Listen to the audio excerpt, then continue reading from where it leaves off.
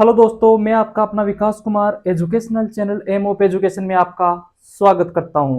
आज हम देखेंगे इनांशोमरिया प्रतिबिंब रूप। तो आप हेडिंग लगाना।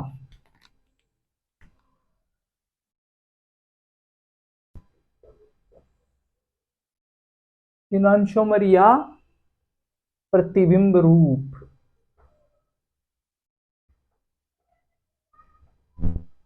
प्रतिबिंब रूप। ठीक है दोस्तों, इनांशोमर क्या होते हैं ये देखेंगे हम।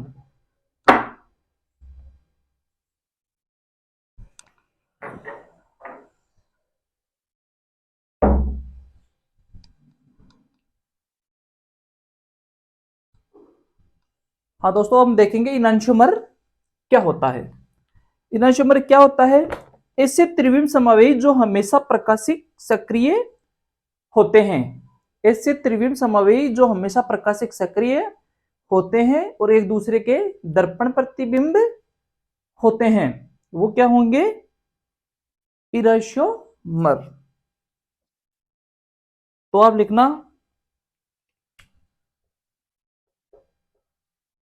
ऐसे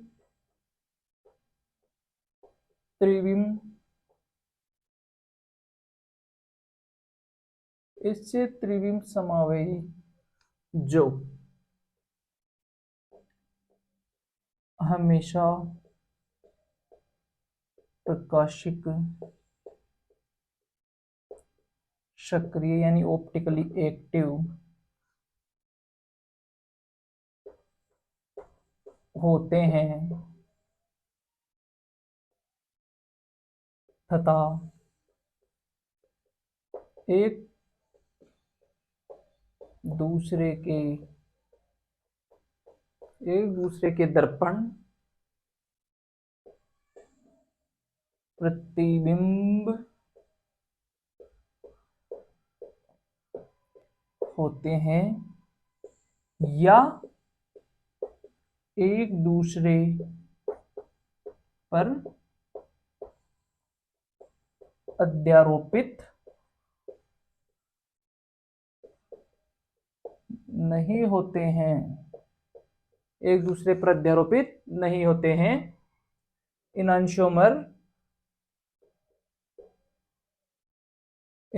कहलाते हैं।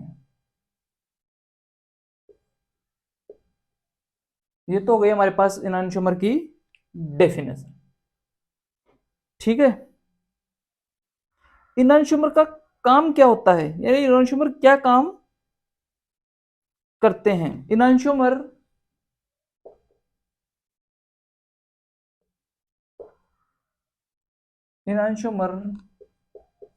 पीपीएल यानी समतल ध्रुवित प्रकाश के तल को, ये क्या करते हैं? समतल ध्रुवित प्रकाश के तल को समान परिणाम से परंतु विपरीत दिशा में गुणित करते हैं। इनांशोमर पीपीएल के तल को समान परिणाम से परंतु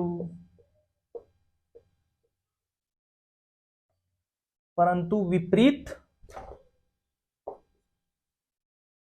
दिशा में, इनांशोमर पीपीएल के तल को समान परिणाम से परंतु विपरीत दिशा में घूर्णित करते हैं। घूर्णित या रोटेट करते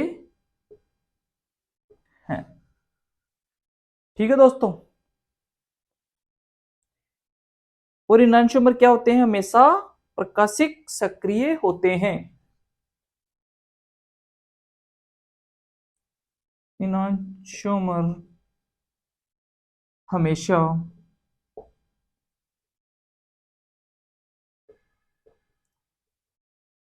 ऑप्टिकली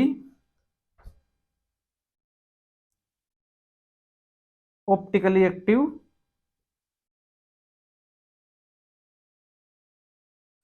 इनांशोमर हमेशा ऑप्टिकली एक्टिव होते हैं। तो एक बार आप इसे नोट करना। मैं आपको इनांशोमर का एक एग्जांपल बताता हूं। हाँ दोस्तों, अब आप एग्जाम्पल देखना इनैंशियोमर का। हमारे पास कोई इनैंशियोमर यानी कोई यौगिक है। यौगिक क्या है हमारे पास, डी है, यहाँ यहाँ CH3 है, यहाँ Cl है और यहाँ H है। ये हमारे पास कोई यौगिक है दोस्तों। इसका हम इनैंशियोमर बनाते हैं, यानी इसका इनैंशियोमर बनाने के लिए हम यहाँ पे क्या लगाते हैं, एक दर्पण। ये क्या है, मिरर। ये क्या है, मिरर। तो इसका एनांशियोमर किस प्रकार बनेगा, यानी दर्पण प्रतिबिंब किस प्रकार बनेगा। ठीक है, ये वाला H यहाँ से यहाँ आ जाएगा और ये वाला Cl यहाँ से यहाँ, CH3 नीचे है तो नीचे ही रहेगा, ऊपर D। ये इसका क्या हो जाएगा, दर्पण प्रतिबिंब। ठीक है दोस्तों, अब हम देखते हैं इसका CIP नियम के अनुसार वरीयता ऑर्डर क्या है। तो ये आ जाएगा 1 नंबर, ये आ जाएगा 2 नंबर, ये 3 नंबर। ठीक है, और आंखों को 1, 2 और 3 की तरफ घुमाने पर एंटी क्लॉकवाइज घूम रही है आंखें। तो मैंने आपको कल बताया था, एंटी क्लॉकवाइज घूमे और तल के बाहर हो H, यानी फोर्थ समूह तल के बाहर हो, तो कौन सा विन्यास आ जाएगा, R। ठीक है दोस्तों, इसके अंदर R विन्यास है। अब हम देखते हैं यहाँ यहाँ पे आ जाएगा 1 नंबर, ये वाला आ जाएगा 2 नंबर, ये आ जाएगा 3 नंबर और ये 4 नंबर। वही H यहाँ पे क्या है, तल के बाहर है। ठीक है, इसके बाद हम देखते हैं आंखों को 1, 2, 3 की तरफ घुमाने पर हमें क्लॉकवाइज या एंटी क्लॉकवाइज में से क्या प्राप्त हो रहा है, ये है हमारे पास क्लॉकवाइज है। क्लॉकवाइज है तो विन्यास कौन सा आ जाएगा इसके अंदर, S। ठीक है, यानी हम बोल सकते हैं इनांशियोमर के इनांशियोमर के अंदर विन्यास अलग अलग होता है। तो एक बार आप इसे नोट करो। इन दोनों को क्या बोल सकते हैं, ये दोनों एक दूसरे के क्या है, इनांशियोमर यानी प्रतिबिंब। प्रतिबिंब है, दर्पण प्रतिबिंब है एक दूसरे के। ठीक है, इनांशियोमर से संबंधित हमारे पास कुछ पॉइंट है, तो वो आप नोट करना। इनांशियोमर से संबंधित पहला पॉइंट क्या है, ये एक दूसरे के दर्पण प्रतिबिंब होते हैं। ये एक दूसरे के दर्पण प्रतिबिंब या मिरर इमेज, मिरर इमेज होते हैं, एक दूसरे के दर्पण प्रतिबिंब होते हैं। ये दूसरा पॉइंट है हमारे पास, ये त्रिविम समावेयी है।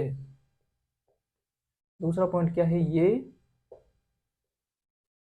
त्रिविम समावेयी, त्रिविम समावेयी यानी स्टीरियो आइसोमर्स है। ठीक है दोस्तों, नेक्स्ट पॉइंट है हमारे पास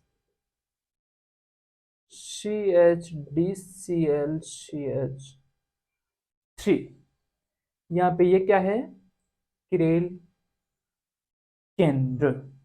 ये क्या है हमारे पास, किरेल केंद्र, और ये सभी इससे जुड़े हुए संयुक्त है। अब हम इसके अंदर देखते हैं, यानी सेंटर ऑफ सिमेट्री और दूसरी प्लेन ऑफ सिमेट्री। इसके अंदर सेंटर ऑफ सिमेट्री भी नहीं है और प्लेन ऑफ सिमेट्री भी नहीं है, तो ये क्या होंगे, ऑप्टिकली एक्टिव। ये क्या होंगे, ऑप्टिकली एक्टिव यानी प्रकाशिक सक्रिय, प्रकाशिक सक्रिय होंगे। ठीक है दोस्तों, नेक्स्ट पॉइंट क्या है हमारे पास, ये दोनों यानी जो भी दर्पण प्रतिबिंब है वो एक दूसरे पर अध्यारोपित नहीं होते हैं। तो हम बोल सकते हैं ये दोनों एक दूसरे पर अध्यारोपित नहीं होते हैं, ये दोनों एक दूसरे पर अध्यारोपित नहीं होते हैं। ठीक है दोस्तों, जैसे यदि हम आर विन्यास का दर्पण प्रतिबिंब बनाते हैं तो हमारे पास क्या प्राप्त होगा, एस। और यदि हम एस विन्यास वाले यौगिक का दर्पण प्रतिबिंब प्राप्त करते हैं तो हमारे को आर विन्यास वाला दर्पण प्रतिबिंब प्राप्त होगा। यदि हमारे पास कोई ऐसी स्थिति है जहां पर आर और एस दोनों प्राप्त, यानी एक किरण केंद्र का आर है और दूसरे का एस है, और हम इसका दर्पण प्रतिबिंब बनाते हैं तो सभी किरण केंद्र का विन्यास चेंज हो जाएगा। तो आर वाले का तो क्या हो जाएगा, एस, और एस वाले का क्या हो जाएगा, आर। ठीक है दोस्तों, तो आप इसे नोट करो। दोस्तों अब हम देखते हैं मिरर इमेज से संबंधित कुछ महत्वपूर्ण पॉइंट। तो आप लिखना, हेडिंग लग लो आप, मिरर इमेज से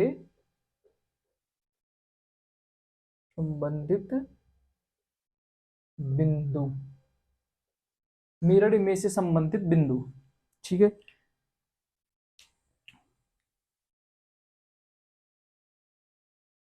पहला पॉइंट क्या है, यदि किसी यौगिक के सभी किरण केंद्र का विन्यास बदल दिया जाए तो हमारे पास क्या प्राप्त होगा, उसका दर्पण प्रतिबिंब। तो आप यहां लिखो, यदि किसी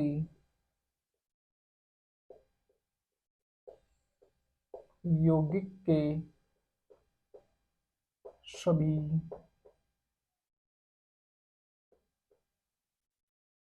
किरण केंद्र का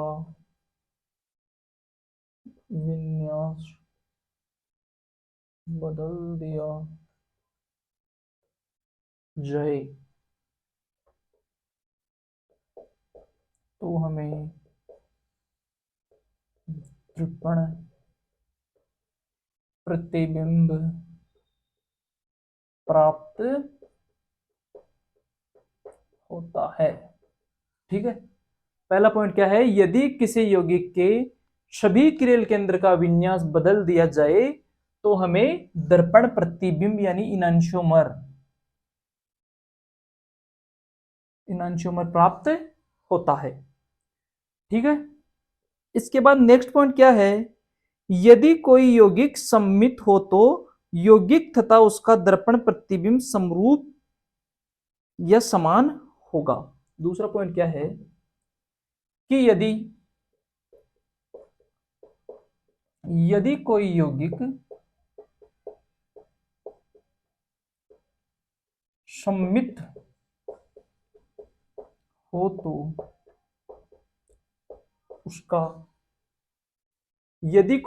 सममित हो तो उसका दर्पण प्रतिबिंब समरूप होगा, तो उसका दर्पण प्रतिबिंब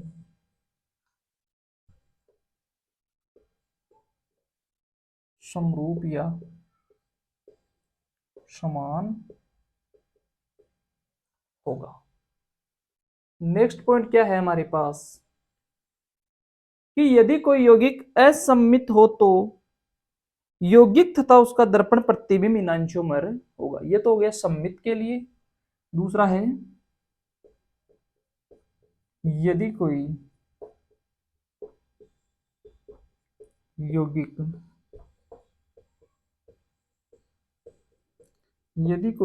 असममित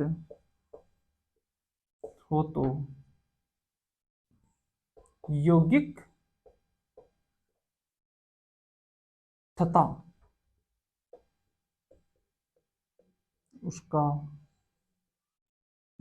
तथा उसका दर्पण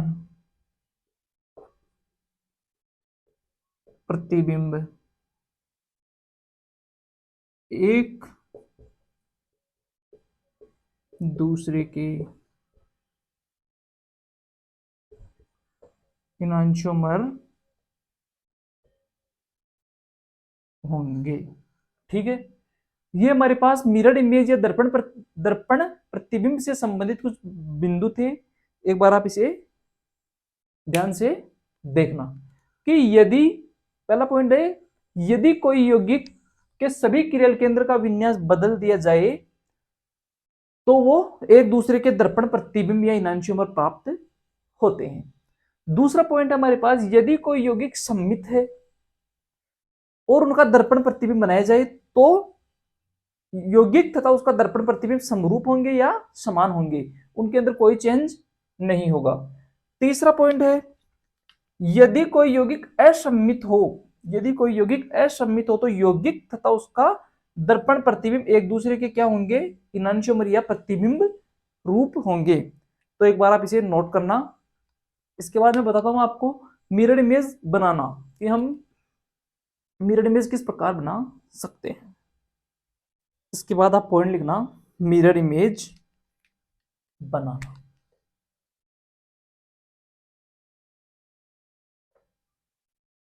मिरर इमेज बनाना, ठीक है। हम दर्पण प्रतिबिंब किस प्रकार बना सकते हैं। सबसे पहले हम देखेंगे फिशर प्रोजेक्शन फॉर्मूला में मिरर इमेज बनाना। तो आप नेक्स्ट हेडिंग लिखना या सब हेडिंग लिखना इसकी,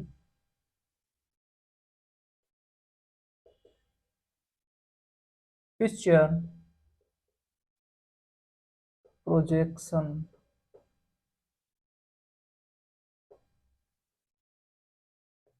फॉर्मूला में मिरर इमेज बनाना। फिशर प्रोजेक्शन फॉर्मूला में मिरर इमेज बनाना, उसके लिए आपको हम दो प्रकार से उसका मिरर इमेज बना सकते हैं। पहला तरीका क्या है हमारे पास, पहला तरीका है यौगिक के ऊपर विषम संख्या के अंदर इंटरचेंज करके हम उसका इनांशियोमर प्राप्त कर सकते हैं। तो आप पॉइंट लिखना, विषम संख्या में विषम संख्या में इंटरचेंज करके, पहले किस प्रकार बना सकते हैं हम, विषम संख्या में इंटरचेंज करके। ठीक है दोस्तों, विषम संख्या में इंटरचेंज करके हम किस प्रकार उसका मिरर इमेज बना सकते हैं। तो आप ध्यान से देखना, ये कोई हमारे पास यौगिक है, ठीक है दोस्तों। यहाँ CH3 है, यहाँ Cl है, यहाँ D है और यहाँ H है, ठीक है। इसका दर्पण प्रतिबिंब बनाने के लिए या इनांशियोमर बनाने के लिए इसके अंदर विषम संख्या में इंटरचेंज करते हैं, यानी हम इसका एक बार इंटरचेंज, इसके अंदर एक बार इंटरचेंज करते हैं इन दोनों के अंदर, H और Cl के अंदर। तो हमारे पास क्या प्राप्त होगा,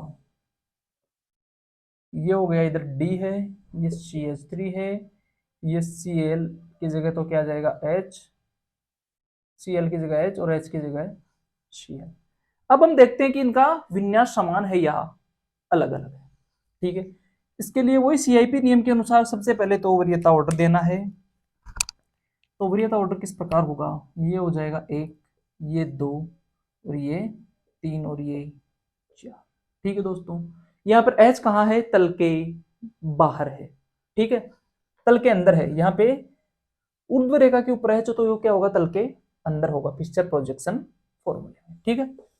इसके बाद हम देखते हैं 1, 2 और 3 की तरफ आंखें घुमाने पर ये हमारे पास कौन सी दिशा में घूम रहा है, क्लॉकवाइज घूम रहा है, और H उसके ऊपर है, इसके ऊपर तल के अंदर है, ठीक है, तल के अंदर है। तो विन्यास कौन सा आ जाएगा यहाँ पे, R विन्यास, ठीक है, कौन सा विन्यास आ जाएगा, R।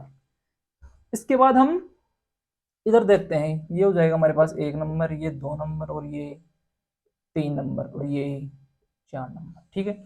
यहाँ पे H कहाँ है, तल के बाहर है, तल के बाहर है। और तो हम आंखें घुमाते हैं 1, 2 और 3 की तरफ, 1, 2, 3 की तरफ आंखें घुमाने पर हमारे पास कौन सी दिशा में घूम रहा है, यहाँ भी क्लॉकवाइज, बट यहाँ पे क्या है, H तल के बाहर है, तल के बाहर है तो विन्यास क्या आ जाएगा यहाँ पे S, ठीक है। एक बार इंटरचेंज करने पर। ठीक है, अब आप बोलोगे कि इसके अंदर एक बार इंटरचेंज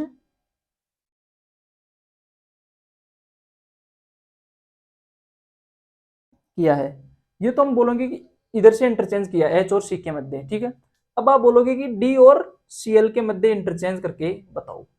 तो इसकी डी और सीएल के अंदर एक बार इंटरचेंज करके बताता हूं कि वो भी इसका मिरर इमेज होगा या नहीं होगा। तो आप इधर देखना,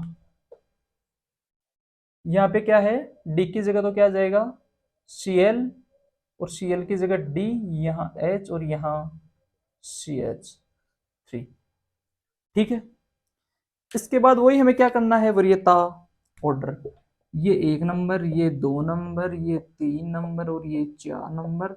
यहाँ पे एच क्या है, तल के अंदर। ठीक है, तल के अंदर 1 2 और 3 की तरफ आंखें घुमाने पर एंटी क्लॉकवाइज, एंटी क्लॉकवाइज है, और एच तल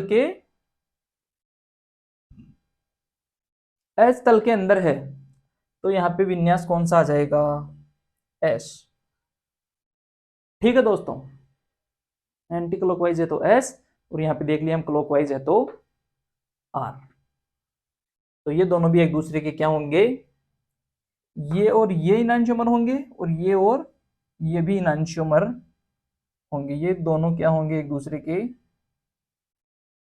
इनांशियोमर, यानी दर्पण प्रतिबिंब या प्रतिबिंब रूप। तो एक बार आप इसे नोट करना। इसके बाद मैं आपको दर्पण, बीच के अंदर दर्पण रखकर इसका मिरर इमेज बनाना बताता हूं। बी पॉइंट क्या है हमारे पास, मिरर रखकर, मिरर रखकर मान लो ये हमारे पास है D, C H three, H और सी एल।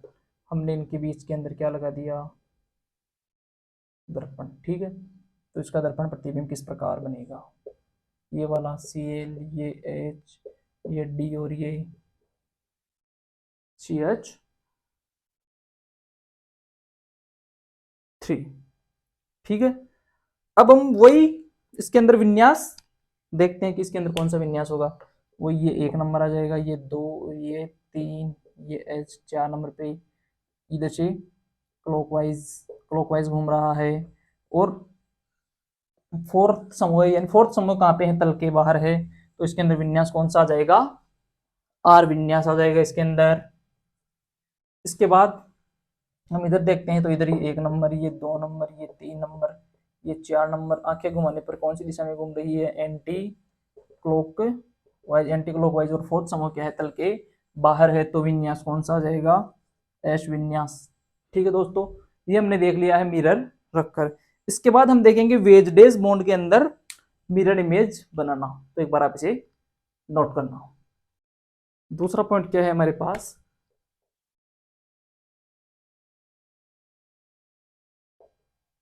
वेजडेज में मिरर इमेज बनाना। वेजडेज में मिरर इमेज,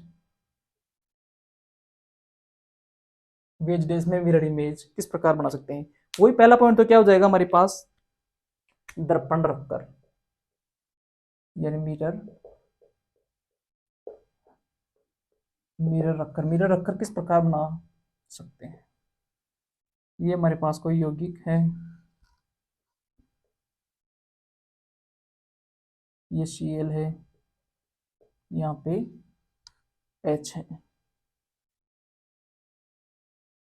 ये Cl ही लिख लो आप एक बार, यहाँ भी Cl है और यहाँ भी Cl है।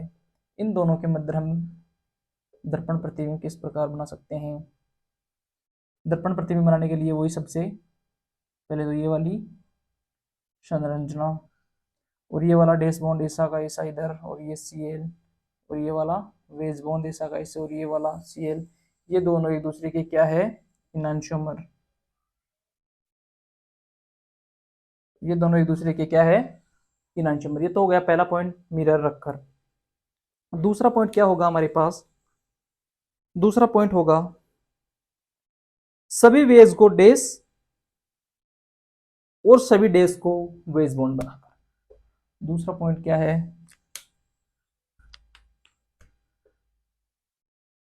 सभी डैश को वेज व सभी वेज को डैश बॉन्ड बनाकर। ठीक है, इसका एग्जाम्पल क्या होगा हमारे पास, इसका एग्जाम्पल है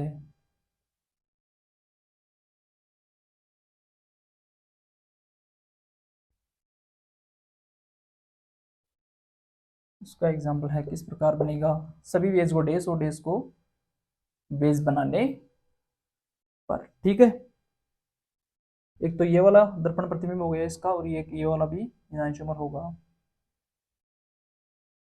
ये वाला डैश वेज बॉन्ड है तो इसको किस में बदल देंगे हम, डैश में, और ये वाला डैश है तो इसको हम वेज के अंदर बना देंगे। तो ये दोनों भी एक दूसरे के क्या होंगे, इनैंशियोमर। ठीक है दोस्तों, इस प्रकार हमने इनैंशियोमर कंप्लीट कर लिया है। कल की क्लास के अंदर हम डायस्ट्रोमर या विब्रियम समावेश देखेंगे। आज के लिए इतना ही, धन्यवाद।